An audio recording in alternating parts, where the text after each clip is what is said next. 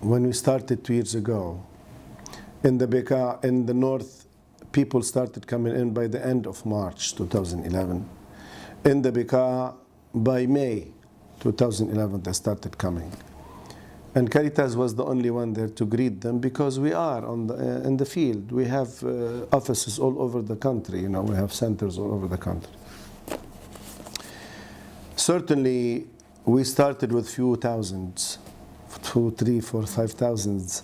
Now we are talking in the Bekaa alone, not less than 5,600,000 people are there. And already areas in the Bekaa, they are historically poor areas. Historically, underdeveloped, poor areas. No infrastructure, no proper infrastructure, nothing.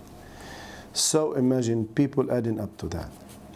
The first few months, it was a wonderful witness to the hospitality of the people and their love for the human being. How they received, you know, the Syrians, some of them in their... I visited homes where 2-bedroom house, the family of 10 people squeeze themselves in one room to leave the other room for 2 families running from Syria. They know one another.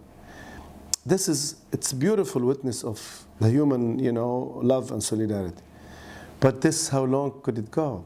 Okay, it did go 1 month, 2 months, and thereafter that's it. Neither the host nor the guest could take it any longer.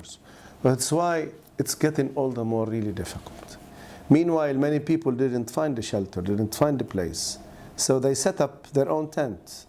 So you find in the Bekaa area about 12 to 15 settlements. They are not official camps.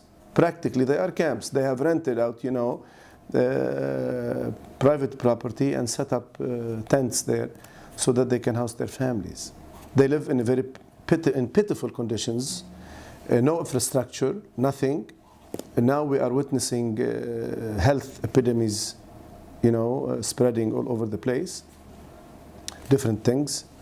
Children suffer the most. They have, in my opinion, what we're going to see in the aftermath is going to be horrible.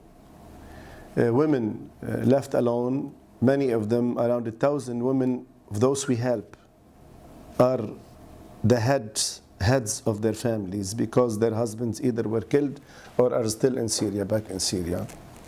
So the elderly, as if they don't exist. A handicapped person with a cancer, you know, cannot be treated because they don't have the means. And the UNHCR is processing things, and it takes time, and it's reducing the covers because of means, not because they have every good intention to help, certainly. But, you know, the means. We provide primary medical care via our mobile clinics and our medical centers. Our social workers are there. They provide psychosocial support and whatever. But all this is nothing as compared to the needs that are there and are growing with the, you know, on the day. They are growing every day. And your intervention is almost the same. You cannot do more because we present the project for 6 months and then we get the funding for 6 months for this specific project. We cannot do differently. And we have to present another project here or there, and not all the time the projects are covered. You know, also we have to take into consideration that all this is happening during a very harsh economic crisis in Europe and the States and Australia and everywhere in the world. It's not easy on people. NGOs and partners, they complain to us, you know, we can no longer support, we can no longer afford sending money. What can we say?